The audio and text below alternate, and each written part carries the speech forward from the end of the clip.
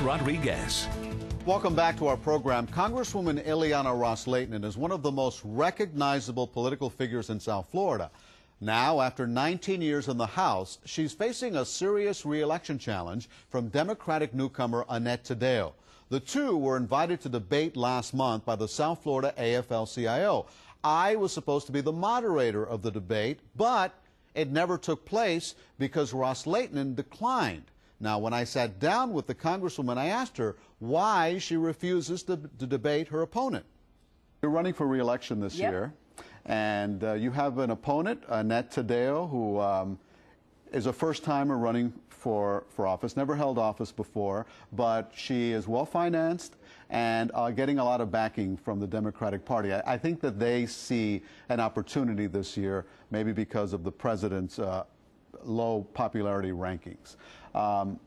Annette Taddeo would like to debate you, yet you have not agreed to a debate. The South Florida AFL-CIO was trying to organize a debate. In fact, I agreed to moderate it. They said that you backed out. Why won't you debate Annette Taddeo? Well, I think a conversation needs to take place, and that's a conversation between whoever's running for this seat and the residents of the district. And I have had that dialogue and that conversation with the residents of the 18th Congressional District for many years now. They know Ileana Ros-Lehtinen. They know where I stand. They know how I vote. They know how I think. They may not agree with me 100% of the time. I can't even get my own family to agree with me 50% of the time. But they trust my instincts, and they know that I'm a dedicated public servant who's honest and trustworthy. Now, if somebody comes and says, I want to run for Congress, hallelujah and amen.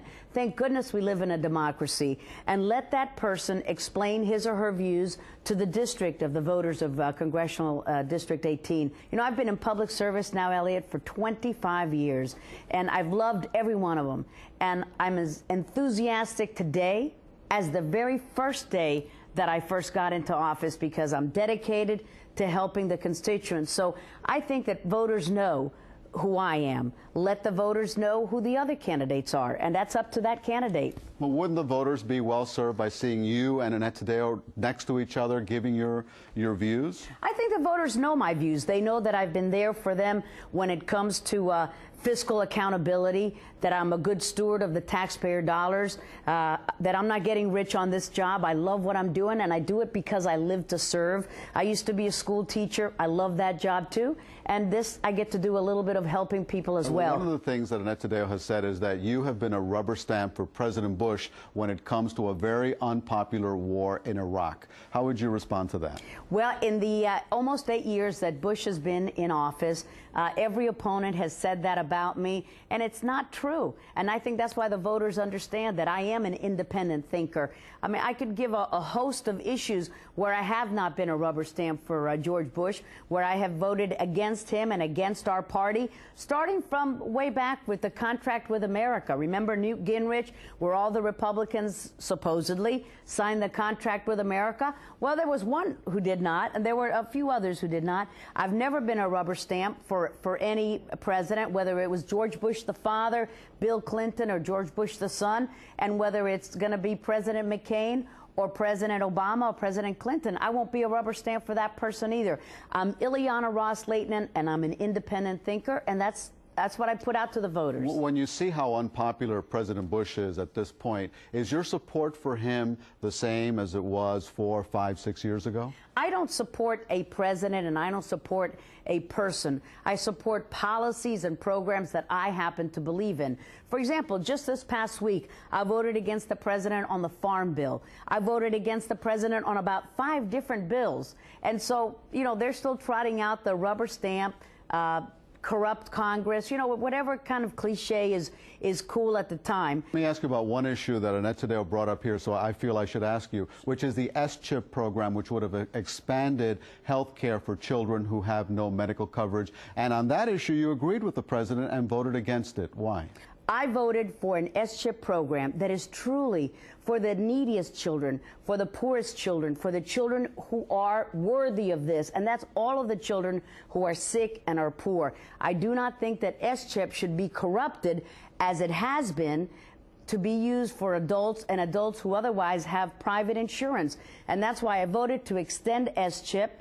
And people know Ileana Ros-Lehtinen does care about children. Come on. They know that I was the one who co-authored the Florida prepaid tuition program.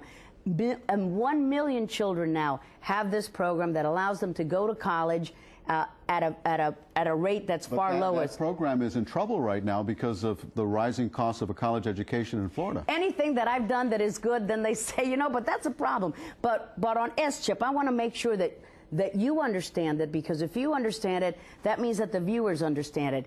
S-chip is designed to be a program for sick children, right, for poor children.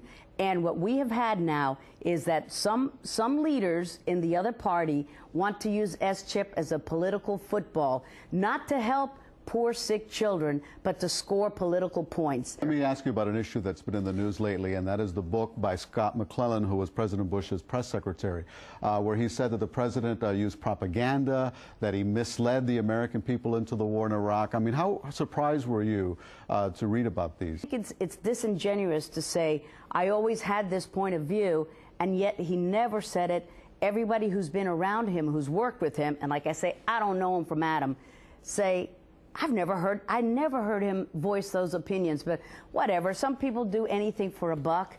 I don't know if that's his motivation, but I believe on the Iraq War, if I can turn something issue about, let me ask you about the Iraq War. Let me ask you about the Iraq War. Where do you fall into this conversation that we're hearing? We hear John McCain saying we have to stay the course in Iraq. They had that quote that we've seen over and over, we could be there 100 years. We have the Democrats saying we have to pull out of Iraq right away. Where do you fall in on this? On Iraq, my stepson and my daughter-in-law both served in Iraq. They're still in the Marine Corps. I know what it's like to have a family member who's away and fighting a fierce battle against Islamic extremists. And I think that the American public has made their opinion very clear. They want to win in Iraq. They want to bring our boys and girls home. They want to bring them home in a way that will not create a catastrophe. And that's what we've got to be worried about, Elliot. We know we're going to get out of Iraq.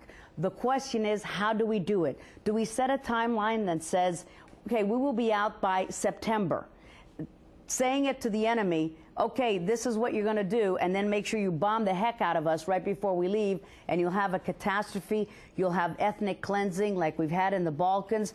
We want to retire our troops, have our troops come home in a way that honors their service, and we understand that if we don't do it the right way, we're going to have a bloodbath, and we will undo the progress we have made. Let me ask you about a topic that's on everybody's mind without question. Gas prices. They're astronomical. Yet, why don't we see more money coming from Washington for mass transportation in South Florida? I don't know whether we'll ever wean ourselves out of the automobile, Elliot. It's whether we're really going to do some social engineering and say to people, get on the Metro Rail, get on some more mass transit, and we're going to build the kind of structures we need here to get people out of their cars and into these mass transportation. Well, what do you think it'll take? What we need to do is first wean ourselves from the dependence on foreign oil, so that we don't have Hugo Chavez or Ahmadinejad or the Saudi royal family dictating our economic future. Emphasis on ethanol? Absolutely. Well, whether it's ethanol, whether there are a lot of other alternative fuels. You like that? I think we need to do alternative fuels, and I have voted time and time again. You talk about not being a rubber stamp. I voted for the energy policies that the president has not liked and is probably going to continue to veto, and I've voted for them time and time again. You recently attended a ceremony in which you presented a check to the Miami Museum of Science for more than $700,000, and I understand that money is going to be used to build the new museum in downtown Miami near Bicentennial Park. Using alternative energy. You favor that, and the whole mega plan to build, the museums in downtown Miami, the stadium for the Marlins, and everything else that goes with it? Well, I'm not saying that I'm going for all of that, but what I did is I got almost $1 million for the Museum of Science to get use alternative energy, including solar, wind, etc., to fuel their whole facility, and it's going to be tremendous. It's one of the pilot programs for the United States, and I really bring home the bacon.